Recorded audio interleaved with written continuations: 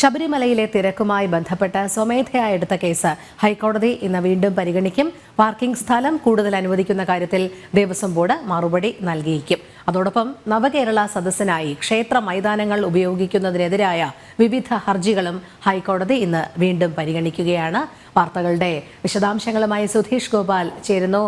സുധീഷ്, സജീവമായ ഹൈക്കോടതിയുടെ ഒരു പ്രവർത്തന ദിവസം തന്നെയായിരിക്കുമെന്ന്, കാരണം സുപ്രധാനമായ 2 കേസുകളാണ് പരിഗണിക്കുന്നത്, ഹർജികളാണ് പരിഗണിക്കുന്നത്. ഒന്ന്, ശബരിമലയിലെ തിരക്കുമായി ബന്ധപ്പെട്ട ഹർജികൾ, അതോടൊപ്പം ഈ നവകേരള സദസ്സുമായി ബന്ധപ്പെട്ട ക്ഷേത്ര മൈതാനികൾ ദുരുപയോഗം ചെയ്യുന്നതിനെതിരായ ഹർജികളും ഹൈക്കോടതി പരിഗണിക്കുകയാണ്. കൂടുതൽ വിവരങ്ങൾ എങ്ങനെയാണ്?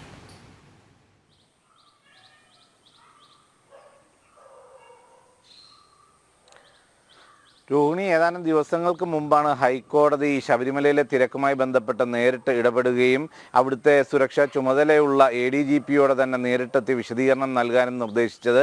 അതിന് പിന്നാലെ ഹൈക്കോടതി ചില നിർദ്ദേശങ്ങൾ വെച്ചിരുന്നു.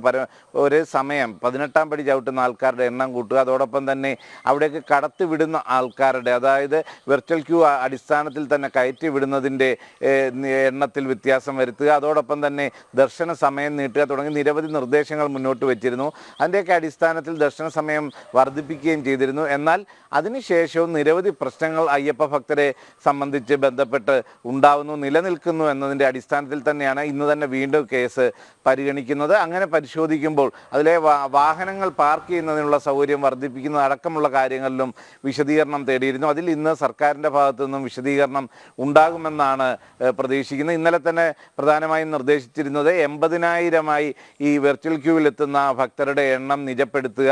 ആ 80,000-ത്തിലേക്ക് എത്തുന്ന, പരമാവധിയാണ് 80,000, 80,000-ത്തിലേക്ക് എത്തുന്ന ഒരു സാഹചര്യത്തിൽ സ്പോട്ട് ബുക്കിങ്ങിൽ 10,000-ത്തിലേക്ക് കുറയ്ക്കുക.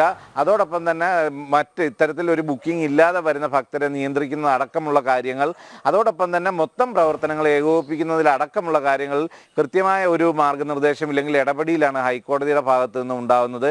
ഇപ്പോഴും ഇത് സംബന്ധിച്ച വീഴ്ചകൾ നിലനിൽക്കുന്ന ഒരു പശ്ചാത്തലത്തിൽ തന്നെയാണ് ഇന്നും വീണ്ടും കേസ് ഹൈക്കോടതി പരിഗണിക്കുന്നത്. അതുകൊണ്ട് തന്നെ വലിയ പ്രാധാന്യമാണ് അതിനുള്ളത്. ഇതിൽ കൃത്യമായ ഒരു വിലയിരുത്തലും പരാമർശവും എല്ലാം തന്നെ ഹൈക്കോടതിയുടെ ഭാഗത്തു നിന്നും ഉണ്ടാകുമെന്ന് നമുക്ക് പ്രതീക്ഷിക്കാം. ഇതേ സാഹചര്യത്തിൽ തന്നെയാണ് നവകേരള സദസ്സുമായി ബന്ധപ്പെട്ട പ്രശ്നം. അത് ക്ഷേത്ര മൈതാനങ്ങൾ നവകേരള സദസ്സിനിലെ മറ്റു പരിപാടിക്കായി ഉപയോഗിക്കാൻ പാടില്ലാതെ ആരാധനയുമായി ബന്ധപ്പെട്ട കാര്യങ്ങൾക്ക് വേണ്ടി ഉപയോഗിക്കണം എന്ന ഒരു നിർദ്ദേശമാണ് ആ ഒരു വാദം ഉന്നയിച്ചുകൊണ്ടാണ് ഹൈക്കോടതിയിൽ ഹർജി വന്നിട്ടുള്ളത്. ഇതിൽ ചക്കുവള്ളി മഹാദേവ ക്ഷേത്രത്തിലെ ഒരു പ്രധാന വിഷയം തന്നെയുണ്ട്. അവിടുത്തെ ക്ഷേത്ര മതിൽ പൊളിക്കുന്നത്, നവകേരള സദസ്സിന് എത്തിച്ചേരുന്നതിന് വേണ്ടി ക്ഷേത്രമതിൽ പൊളിക്കാനടക്കം പദ്ധതികൾ ഇടുന്നു എന്നതും ചൂണ്ടിക്കാണിക്കുന്നു. ഇത് സംബന്ധിച്ചും ഇന്ന് ഇത്തരത്തിലൊരു ഉത്തരവിറക്കാൻ ദേവസ്വം ബോർഡിൻ്റെ ഭാഗത്തു നിന്നും നവകേരള സദസ്സിന് വേണ്ടി ഈ മൈതാനം വിട്ടുകൊടുക്കുന്ന തരത്തിലുള്ള ഉത്തരവിറക്കി ആ ഉത്തരവ് ഹാജരാക്കാനും നിർദ്ദേശിച്ചിട്ടുണ്ട്. ഇതിലും കൃത്യമായ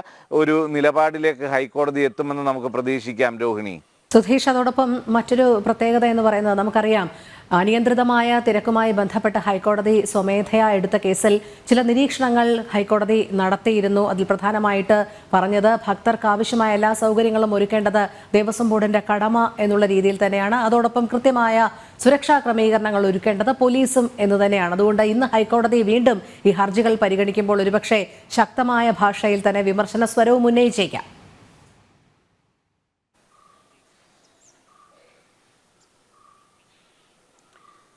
രോഹിണി, ഇതുവരെ ഹൈക്കോടതി ഈ വിഷയവുമായി ബന്ധപ്പെട്ട് പറഞ്ഞതിലും നിരവധി വിമർശനങ്ങളുണ്ട്. അതേ സാഹചര്യത്തിൽ തന്നെ ഇത്രയൊക്കെ ഉണ്ടായിട്ടും ഈ പ്രശ്നങ്ങൾ പരിഹരിക്കുന്നതിനുള്ള ഒരു നടപടിയിലേക്ക്, ഇല്ലെങ്കിൽ അത് കൃത്യമായി നടപ്പാക്കാൻ സർക്കാരിന് കഴിയുന്നില്ല, സർക്കാർ സംവിധാനങ്ങൾക്ക് കഴിയുന്നില്ല. ഇതിൽ ഇപ്പോഴും ദേവസ്വം ബോർഡിനും പോലീസിനും മറ്റ് വിവിധ വകുപ്പുകൾക്കും ഒരു ഏകോപന സംവിധാനത്തിലേക്ക് എത്താൻ കഴിഞ്ഞിട്ടില്ല. പരസ്പരം കുറ്റപ്പെടുത്തുന്ന ഒരു സാഹചര്യം തന്നെയാണ് നിലനിൽക്കുന്നത്. അതിൽ തന്നെ സ്ത്രീകൾക്കും കുട്ടികൾക്കും പ്രത്യേക പരിഗണന നൽകണം, ഇല്ലെങ്കിൽ പ്രായമായവർക്ക് പരിഗണന നൽകി അവർക്ക് പ്രത്യേക ഒരു നിരീക്ഷണത്തിൽ അവർക്ക് വേണ്ട സൗകര്യങ്ങൾ ഒരുക്കി കൊടുക്കണം, അതോടൊപ്പം തന്നെ ശൗചാലയങ്ങളുടെ ശുചിത്വം ഉറപ്പാക്കണം തുടങ്ങി നിരവധി നിർദ്ദേശങ്ങൾ ഹൈക്കോടതിയുടെ ഭാഗത്തു നിന്ന് വന്നിരുന്നു. ഇതൊന്നും തന്നെ പൂർണ്ണമായും നടപ്പാക്കാൻ, ഇല്ലെങ്കിൽ ഭാഗികമായി പോലും അത് പ്രയോജനകരമായ രീതിയിൽ നടപ്പാക്കാൻ കഴിയാത്ത ഒരു സാഹചര്യം നിലനിൽക്കുമ്പോൾ തന്നെയാണ് ഇന്ന് വീണ്ടും ഇതുമായി ബന്ധപ്പെട്ട കേസ് പരിഗണിക്കുന്നത്. അതുകൊണ്ട് തന്നെ കൃത്യമായ ഭാഷയിൽ ഇതിൽ സർക്കാരിനുള്ള താക്കീതും എല്ലാം തന്നെ ഉണ്ടാവാനുള്ള സാധ്യത തന്നെയാണ് നിലനിൽക്കുന്നത്. ഇതിൽ ഈ പ്രശ്നം പരിഹരിക്കുന്നതിന് ഉതകുന്ന നിർദ്ദേശം ഹൈക്കോടതി മുന്നോട്ട് വെച്ചാലും അത് ക്രിയാത്മകമായി നടപ്പാക്കാൻ എത്രത്തോളം ഈ സർക്കാരിന് കഴിയുന്നു എന്നതാണ് നമ്മൾ നോക്കിക്കാണേണ്ടത്. നമുക്കറിയാം 1,00,000-ലധികം പേർ കയറിയ ദിവസങ്ങളുണ്ട് ശബരിമലയിലേക്ക്. എന്നാൽ അന്നൊന്നുമില്ലാത്ത പ്രശ്നങ്ങളാണ് ഇന്ന് നേരിടുന്നത്. ഇവിടെ കൊണ്ടുവന്ന ചില പരിഷ്കാരങ്ങൾ ഇല്ലെങ്കിൽ ഈ കഴിഞ്ഞ പ്രളയത്തിന് ശേഷം അവിടം പഴയ രീതിയിലേക്ക് ആക്കുന്നതിൽ വന്ന സർക്കാരിൻ്റെ വലിയ വീഴ്ച. അന്ന് മുതൽ ഇന്ന് വരെയും പിണറായി സർക്കാർ തന്നെയാണ് ഭരിച്ചിട്ടുള്ളതും. കോടിക്കണക്കിന് രൂപ ഇതിനായി ചിലവഴിക്കുകയും എല്ലാം ചെയ്തതാണ്. ജനങ്ങളിൽ നിന്നെല്ലാം പിരിച്ച് പണം സ്വരൂപിച്ചതാണ്. എന്നിട്ടും അവിടുത്തെ പാർക്കിംഗ് സംവിധാനങ്ങൾ പഴയതുപോലെ ആക്കാൻ സാധിച്ചിട്ടില്ല. മറ്റ് സംവിധാനങ്ങൾ ഒരുക്കാൻ സാധിച്ചിട്ടില്ല.